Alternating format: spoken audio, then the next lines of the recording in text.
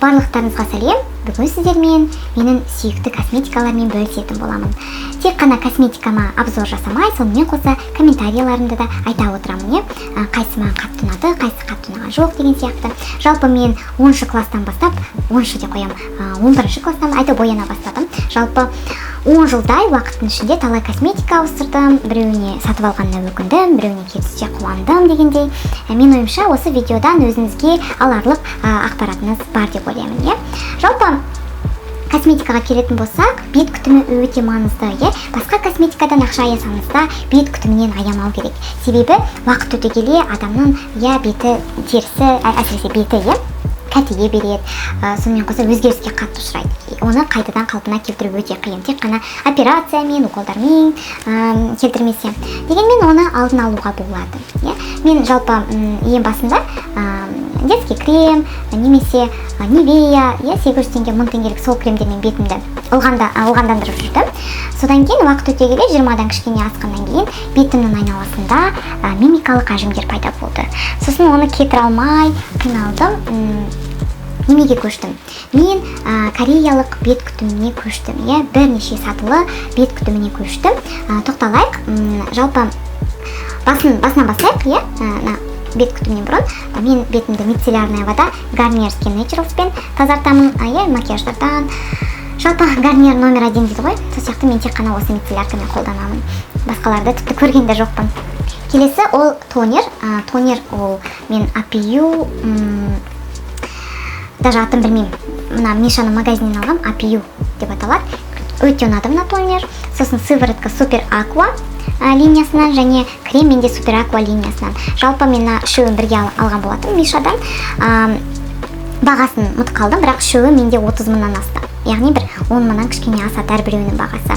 Жалпы нәтижесіне келетін болсақ, осы үшеуінің арқасында бетім жақсы ылғандандырды, увлажненный болды. Содан кейін бетіме әдемі түс берді, кішкене ағарды.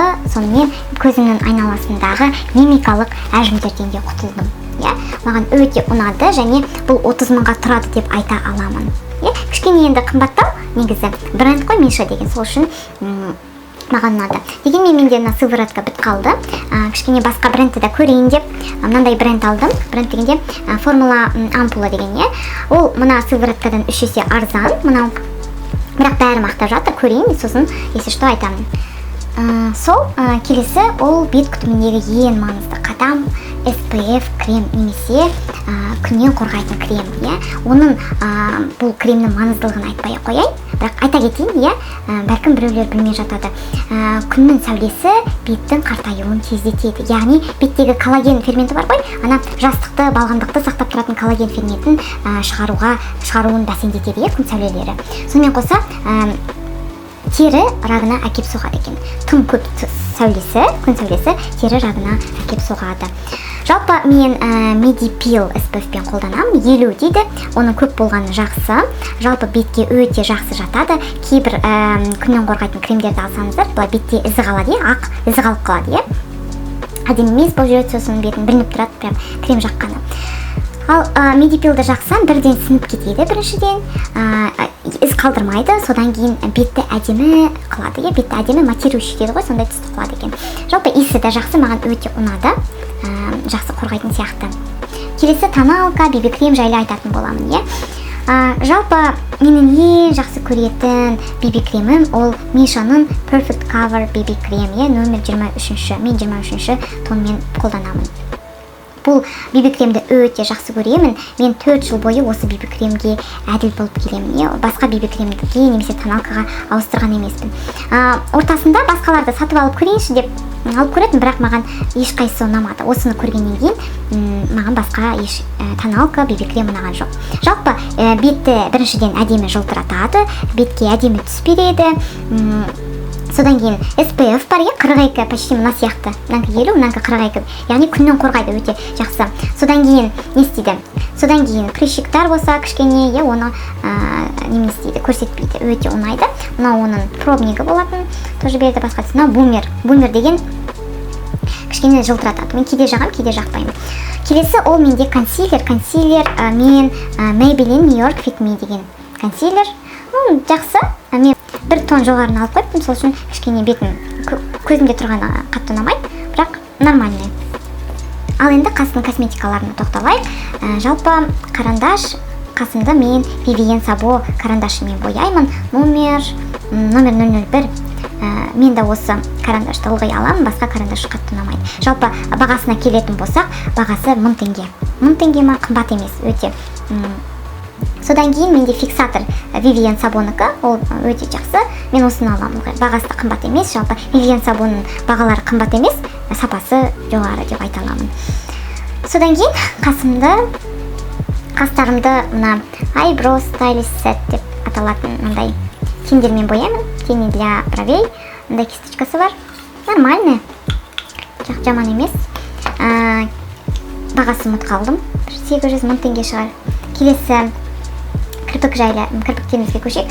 Кірпіктерімізге келетін болсақ, мен қасымды мынандай зингер қас қайратын қайшысымен қайырамын. Өте керемет. Бірақ та мысалы мен талай естіген болатын, қасты көп қайыра беруге болмайды, қас түсіп қалады.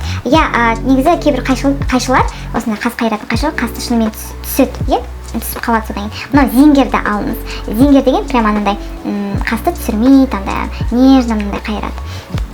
Келесі мен Maybelline Colossal мен қолдандым, бірақ қатты ұнаған жоқ. Маған ұнағаны Maybelline New York Sensational. Өте керемет туш. Мен ең жақсы көретін тушым. Естеріңізде сақтап алыңыздар. Таңертең бір жақ қойсам, кешке дейін қатып тұрады, қасты ұзартады, қалың қылады, маған өте ұнайды.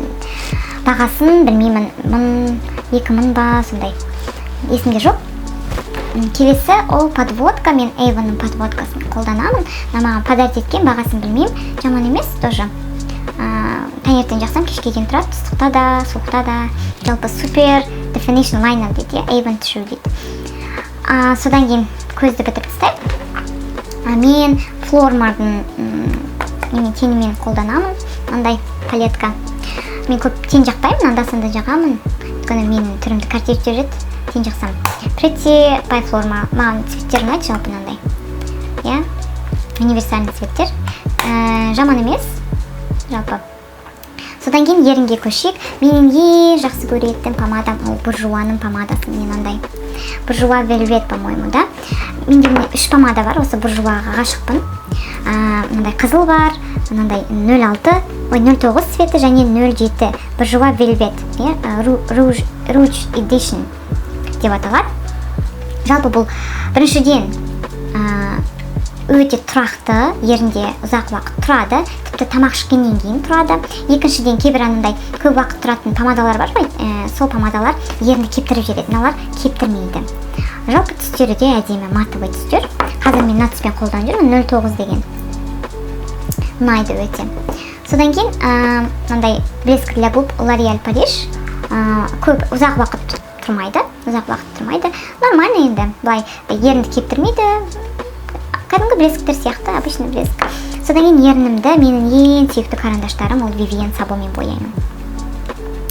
01, 02 деген бәрі білетін шығар Vivienne Sabo'ны. Ол бағаста чистая линия деген гигиеничкамен жағамын.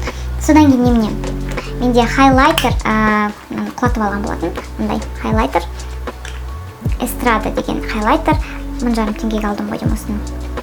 Жалпы жақсы, жаман емес. Сапасы да, бағасы да жақсы. Мынандай кисточкам бар. Жалпы мынандай кисточка ыңғайлы жақсы сияқтандар қалыңнан қарағанда. Ал денеме ең жақсы көретін Johnson's Vita Rich деген прямандай біріншіден несі жақсы, екіншіден теріні балғын қылады, содан кейін жылтыратады. Иісі бір күн бойы тұрады. Біріншіден өте керемет иіс, сосын денеңіз прям өзіңізге ұнайды. Керемет мына. Тағы алу керек, бітіп қалды. Енді мынау обычный for body терге арналған, нормальный, анда-санда жағам. Мынау қымбат емес, сол бүгінге осы. Егер де менің косметикаға обзорларым сізге пайдалы болса, немесе қызықты болса, пікірлеріңізді жаза отырыңыздар. Қош сау болыңыздар, амандықта жүздескенше.